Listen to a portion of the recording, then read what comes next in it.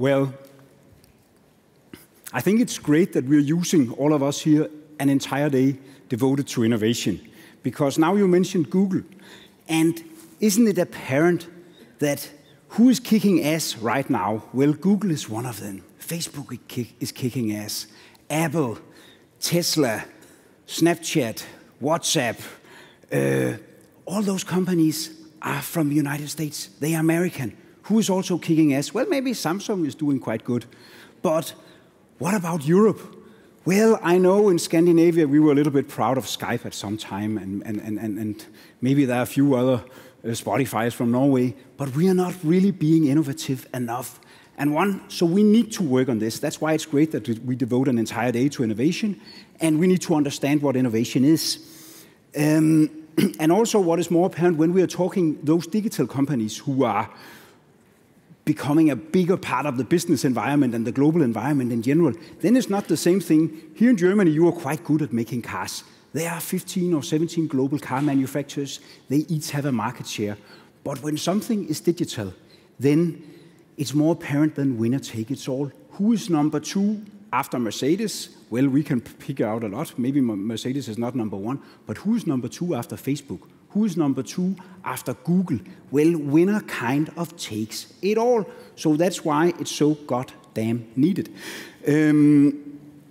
I'm here too. I have an ambitious plan because I could talk about the future for hours. But instead, I will teach you a little bit about future studies, and then you have to add all the megatrends yourself. I am from the Copenhagen Institute. We are an independent, not-for-profit institution. Oh, there are my slides. We have been around for 44 years. We were founded by this guy. He was the former Minister of Finance in Denmark and Secretary General of the OECD. And we don't get any public funding. There are no partners, so we don't get any profit more. So our reason of being around has that what we say about the future has to bring value. And we have been here for 44 years, and that is a sign of that you actually can predict the future and you can't use it in innovation. I already said this stuff, 1970 and independent. What do we do? Well, besides from keynote presentations like this, we do our magazine. I actually put a few copies of the latest issue at the speaker's lounge in front of the ticket counter, so you can pick it up. We do a lot of reports. Our current report is regarding how a couple of new technologies will affect business. The last one was around the future of luxury and luxury consumption, so maybe relevant to all you agency guys. And we work with a broader range of clients and on very different time perspectives. 3 in the corner or on the right side is a mobile company. We did a project on how smartphones will affect business life 3 years ago. We were able to look 3 years ahead because the development is so fast in that area. When we work with IKEA, which is one of our biggest clients, then we're working about urbanization. How will we eat and live in the future? Small space living. That is around 8, 6, 10-year time horizon. And then we work with Statoil. They are in energy. Oil. Well, that's a huge upfront investment, and they need 20 years to pay back that investment. So that's more geopolitical. What will the price of oil be in 15 years, etc., etc. The trends that I will be showing to you today is around mega trends at least 10 years. So studying the future is human nature. Everybody thinks it's interesting, and we are all, to a certain extent, futurists. When we brush our teeth, it's because we think that we will live in 10 years. So that is a decision we take because of the future. But we have certain challenges when we do it. And we recently did a study. We have done it with 10 years in between in Denmark, where we are trying to project people's perspective of the future. Everybody thinks the future is interesting, but a quite big proportion of us has a vision of the future which is basically in the past. What do you think the future would be like? I hope it will be like in the good old days. In Denmark, people are thinking, when will the real estate market go up again? The labor union thinks, when will we have power? When will the industrial society come back? Oh, I wish that will happen. It's not going to, but a lot, we have to understand that also when you communicate that they have a vision and a desire that the past will come back because you are strategically competent in the past, you know which ways things are going. And quite big proportion of us, we have a perspective which is more or less in the future. That is seeing is believing.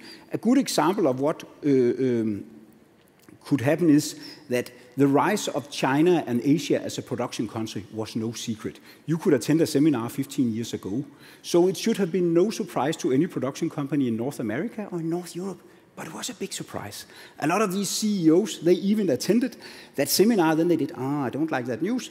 But wow, I'm earning money right now. And that is actually when you have the strategic space around you. That was when they should decide, should I move the factory to Poland, Turkey, or should I should I buy from a Chinese manufacturer and whatever.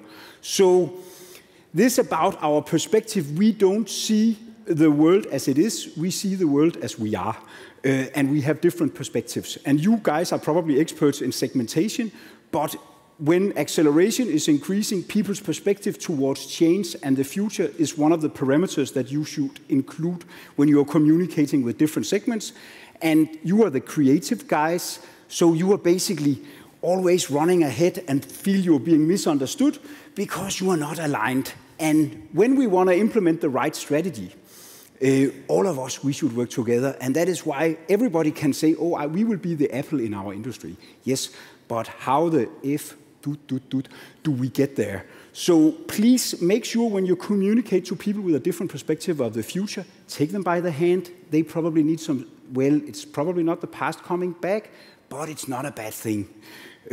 So yes, that was a little intro. And then look at in the futurist toolbox. How do we do it? How do you guys do it? Predictions alone are not enough, unfortunately. This guy realized this. And the consumers are still more demanding. That's also not a new thing. They want it right now. They want it individualized currently. The other day, a guy asked me, when will people pay for quality? Well, they will never. Look at the Golf you bought in the 70s and the Golf you get today. The price is about the same, but you have to, we are still more demanding. We want more, and actually in Denmark it's a little bit cheaper. And can we ask them? To a certain extent, yes. But they have a tendency to demand more of the same. Quite a big proportion of us in here, we loved our Nokia. We thought it was the perfect system. We loved it. We didn't even realize that we could use the smartphone. But if you were working with trends, you could actually predict we were becoming more mobile, we were using the internet, etc., etc. So you could predict that demand, and that is what I'm going to teach you today. So what is our main tool? Well, the tool that I will talk about today is Megatrend. And what is Megatrend? It's not an exact science, you can't weigh it. It's basically a lot of individual observations, but suddenly they are all pointing in the same direction, and suddenly they are changing faster than society in general. And we say that you can't hide from a megatrend. You can't hide from globalization. You can't hide from individualization, etc., etc. So you have to adapt. Also the people that wish that the past will come back. They have a lifespan of at least 10 to 15 years, but they are a little bit interconnected and they are not necessarily linear. They can stop up for a time. For instance, sustainability. We thought that we would be way greener, then came the financial crisis and the Chinese are not there. We still want to live sustainable, but it's a little bit different now. It has to be financially sustainable also. The final thing that I would warn you about is that we have a tendency to overestimate the consequences in the short run and underestimate them in the long. A good example of that could be the dot-com crisis. The internet has changed society to a far greater extent than we could imagine in the 90s. But the way we evaluated the first stocks was so exaggerated. It was based on Pets.com, had Super Bowl commercials, etc., etc. So keep that in mind. These things will happen, but they come one day at a time. And you, agency guys, are probably in the more future-loving category, so you tend to embrace these things. In Copenhagen right now, we have like more parking spaces for electric cars than we have electric cars because we had that COP15 things. So please be rational when you work with these things. And what do we use them for? Capture market opportunities, spur innovation, test risk, etc. When we work with them, don't just focus on how the megatrends will affect you or your customer's position. Know that they will change society. Aging, for instance. I'm using a STEP model or a PEST model. How will aging change the politicians? Well, they tend to go where the majority of people are. So probably they will redistribute value when we have a more aging society. How will that affect your business, etc., etc.? So start with the contextual environment. This is the part of the environment where you have no control. And then see how will the contextual environment change. How will the transactional, that's where you have some kind of control. That's your competitors, suppliers, etc. How will these different megatrends affect them? Because if something apparently is good for you, but it's an even bigger advantage for your competitor, then you should probably revise your strategy.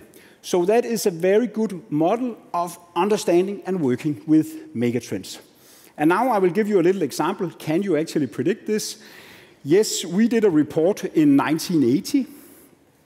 And we were trying to look 25 years ahead at the time with megatrends and some of our other tools. And at that time, we predicted the rise of India and China as markets, but also as competitors, if we were able to adapt culturally and politically. So this was actually no surprise. But when could you use that information? In 1980, that was 9 years before the Iron Curtain fell, so it was hard to make business in China. But what you could do was to set up some relevant criteria and then observe and be able to be proactive, because otherwise the future is like looking in the mirror. No change happened from day to day, but that does not mean the world is static. If you look at a picture 5 or 10 years ago, a lot of change has happened. So basically, it's all about timing. When should you go into China? 1980 was too early. So set up relevant criteria and move when the things are right. And this is also a great example. Apple Newton and the iPod, basically same idea. But the first one was killing them, and the other one was a huge success. And I have said it all, so I'll not pick on you, but you have a tendency to go into those trends a little bit too early, is my general opinion. So this is our current set of megatrends. These are from the Institute, our 14th set of global megatrends. This is where change will happen. Change that you and your clients can't hide from. So look into demographic development. Look into aging, urbanization, the sheep economy, etc., etc. That's individualization, an extremely strong trend. I will talk about a few of those today, and the one I would start with will be acceleration and complexity. And basically that trend is just the story about how things are happening faster and faster, not only technology, but also customer preferences and a lot of other stuff. This is from a technology perspective, and the slide shows the time it takes from a new invention to be implemented among 25% of the American households. Well, electricity took 46 years. The black and white TV took 26 years. The internet took 7 years. The smartphone took 2 years. So things are happening faster and faster. And what is the consequence of this? Well, we all remember the VHS video. That was a solid invention. We had it for 20 years. You could go to the bank if you had the dealership or something. And even the slow-moving companies like Bang & Olufsen and Loewe, they managed to make money out of this technology. The next technology was the DVD player, also solid technology. We had it for 10 years. The next technology was then the Blu-ray disc. Well, some of us can actually play them, but we don't have that many Blu-ray discs. We have a PS3, but we don't use it for Blu-rays. And now it's already outdated. Now we want to stream. We want to stream in high definition, and soon we want to stream in 4K. So how can you navigate as a business? You cannot lend money. Oh, I have the next technology. Yes, it will be outdated in 2 years. All that effort that I put it into technologies, and they are so fast out of the market. That is interesting. And we can see the consequences in several areas. This slide here shows the rate of replacement among the Fortune 1000. The 1,000 biggest American companies. And in the 70s, the replacement rate was 35. It's the rolling 10-year average. So it shows if you are in the Fortune 1000 now, how many are changed in 10 years. So in the 70s, the exchange rates were a little bit above 30. So 70% said, okay, I'm on top of my business now, I will be it in 10 years. If you were Kodak or General Motors or IBM, there came new inventions, but you could then make the IBM version, and then you were still on top of your business. And this is not the financial crisis, but now the replacement rate is 70%. So the people who are on top of their business now are with 70% certainty not on top of their business in 10 years. That is because of the acceleration, and it's really, really apparent. And we know these companies. I mentioned Kodak earlier. They owned the industry for 100 years, and we all know what happened. But the funny thing about Kodak is that they actually were one of the largest patent holders in the technology, which killed them. So even though they saw the thing coming, it couldn't grow inside Kodak. So this is an innovation challenge. It's the innovator's dilemma. And we can imagine you and I, we are selling the film rolls and the machines and the chemicals, and then you are the R&D guy. And you say, I had this, shut up, you're not earning money. So how can that idea grow? That's a challenge. Another great example is, of course, Blockbuster. Blockbuster got outcompeted by Netflix. At the time, Netflix were not streaming. They were doing mail order. You could have the DVDs for as many weeks as you wanted. But you didn't get new ones before you returned the others. Blockbuster had the best deals. They had your credit card, they had your address, the best deals with Warner Bros. They could just have copied that concept. But they were so arrogant. They wanted to outprice them. And they didn't realize that consumer trends had changed. So arrogance was also a problem. Then Netflix started streaming, and then their physical stores were actually, it was their biggest assets, but now it became a liability. So what are these things, these factors that threatens us? Well, Netflix was customer preferences. People did not want to go to the physical store anymore. They wanted by mail. Kodak was a technology shift. Another thing which is very, very apparent right now is competitor shifts. Let's take a closer look at competitor shift. If Nokia had completely control of the industry in the year 2000, then they were observing at Motorola, Ericsson, Siemens, and Panasonic.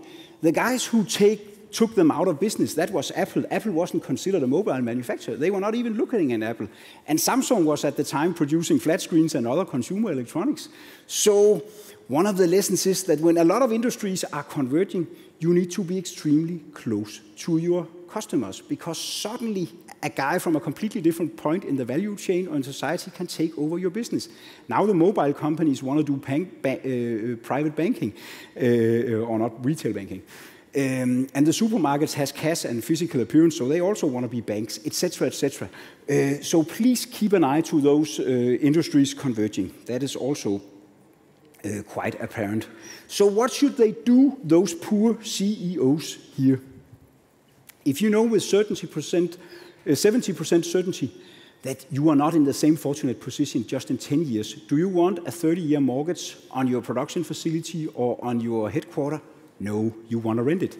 You want to be able to adapt, because the new thing is that big will not beat small anymore. It will be the fast beating the slow. So now the big guys should also pay attention. This could be Netflix, the mice. And the elephants should be just as agile. And that's a challenge for those big institutions. They have traditionally been changing slower. So the answer from the CEOs is increased flexibility. And they are all looking for more flexible solutions. And we can see that employees are transitioning from fixed to a variable cost, not only because of the flexibility, but also because of the complexity. If you want to take a new SAP ERP solution in your company, then you would call a consultant. If you hire him, then 7 years later, when you need a new system, then he's rusty, because his competences are best kept with him traveling around. So complexity is also driving a much more flexible workforce, where they are driving parts of your business, just as you are driving things in your customer's business. And in a lot of areas, things are moving from ownership and from products to leasing and to service. And actually, when I mentioned SAP earlier, what you really want is not owning the servers and buying the license. You want something in the cloud, and you pay a monthly fee, because if the things are changing. So help your customers go from product to service, design the service, sell the service, use all the mega trends when you do it. And we made a report in 2013 looking upon how this will affect private consumption, and we called the report Freedom from Ownership, because private consumers are also going from access to service, because things are changing and it's more flexible. Who want to own DVDs when you have Netflix? Who want to own CDs when you have Spotify? Who want to buy an expensive Løve TV set when you know that any TV set you buy today will be outdated in 3 years? If they should make me an attractive offering, I want it to rent it, and then when a new model comes, they will come and change it for that. So please pay attention to this trend. This is the network society. It's immaterialization of assets, it's acceleration, it's technology, it's also individualization. It's a lot of trends. I have not time for taking all these trends into account, but normally I could live from telling you about the trends, but now just Google it and then use the tool. So the predictive industrial society with the big institutions are changing to more agile value chains and networks where people are driving specialized areas in each other's businesses. And this is just a few examples. Zipcar is currently now doing, it's a car sharing service. It's doing what Netflix did to Blockbuster is Zipcar doing to Hertz and Avis. Because the original concept, you own a car on the West Coast, then you rent it on the East Coast and expensive. With Zipcar, it's the same price all over USA, and you don't own a car anywhere, etc., etc. We all know it, and this is the peer-to-peer. This is relay riders. There's no commercial background. It's like Airbnb. Airbnb now provides more rooms than any hotel chains, and it's a completely peer-to-peer. So it's also this sharing and flexible solution. And the ultimate scenario could be that nobody will own their own car. We all subscribe to the Google car. So that was one of the conclusions from this report, that we will be going from freedom from want to freedom from owning. And this was just a look at one megatrend and a couple of its consequences. Now I will use the last 5 minutes to talk about scenarios, because megatrends are things that we are certain of, but there's also a lot of uncertainty. And scenarios is a way to handle that uncertainty. You could say that future studies can be divided into these 3 groups. Predictive analysis, that is why when you try to predict an exact outcome, that's what the banks are doing, the exchange rate, the interest rate, etc. They can do that with a certain degree of success in 3 or 6 months. If they try in 3 or 6 years, then they're guessing. What we are looking for is not what we think will happen or what we would like to happen, but what could happen. So this is basically uncertainty. Uncertainty-based, and you can have the slides downloadable. I will go a little fast across this, but this is the process. There's some information gathering. Then you identify the uncertainties with the biggest impact for your industry, for the product, etc. And this is an example of scenarios that we made for a facility management company called ISS. They identified 2 uncertainties that had high strategic impact on their market. The one thing is this sustainability. Will it be prioritized? Yes or no? And the other thing was, will we have a breakthrough in automatization, manpower substituting technologies? That makes 4 completely different markets.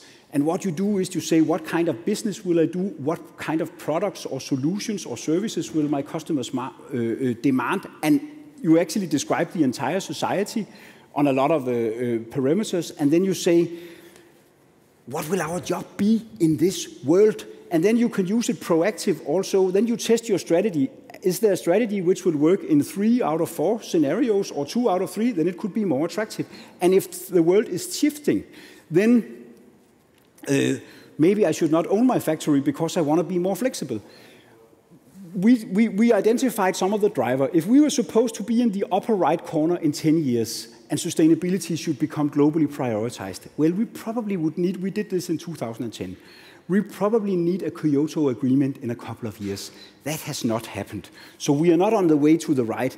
If we should do the automatization thing, then we needed economic growth. That hasn't happened either. So we are not in the upper right corner.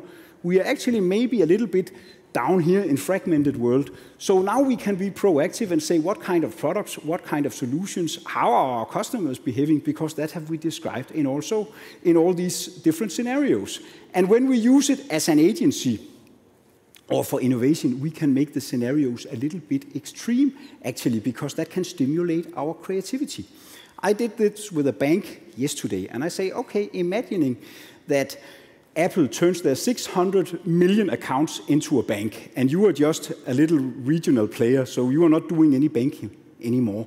What kind of idea? What will you use your assets? How will you develop? What kind of solutions? What are your offerings? Then they developed a lot of ideas, and then we took the ideas and say, wow, this is a good idea. Will it actually work today? Will it actually work in some of the other scenarios? So it can be a tool to stimulate your creativity. Please remember this. And then my final point is the mobile phone. It is the biggest technology breakthrough that we have seen in 1,000 years. It has a penetration rate on the same level as when we invented fire and when we invented the wheel. This is not a computer in your pocket. It's a completely new technology. Please remember that. And we can see that mobile subscriptions has now exaggerated. The penetration is so fucking enormous that we don't get it. We have more people who has a mobile phone than had access to safe drinking water. Mobile phones are now more than electricity. Actually, mobile phones have been driving electricity. We have people in Africa and India, they had no electricity, and they could live without light, they could live without heat. Then they got a mobile phone, then they said, okay, now we need electricity. So it is really the biggest game changer that we have seen. Please keep that in mind. And this is a lot about that this is not online, offline, and you should deliver solution that use all the flexibility within mobile when you integrate it in all your offerings. And the final thing that I will say, now we are talking about innovation, is that when people are innovating, they are always thinking product, product, product. That is where all the money is. Now this guy, Larry Keeley, he looked at 3,000 innovation projects. And then he looked, where is the return actually generated? And this is the answer. It's all the other parameters. And it's actually quite apparent. Let's take the most successful restaurant chain in the world, McDonald's. Let's take their product. Well, fuck, I can make a better burger than McDonald's. So the secret there in McDonald's is not the product. It's maybe the business model, the franchise model. It's the customer experience. When I am in New Delhi and don't want a bad stomach, then I see McDonald's. Okay, I go there. It's a safe customer experience. So please, you are creative agents. Do not only think of the product. Think of the entire package when you are helping your clients. And I don't think I got that much time, but apparently it's already out. So thank you very much.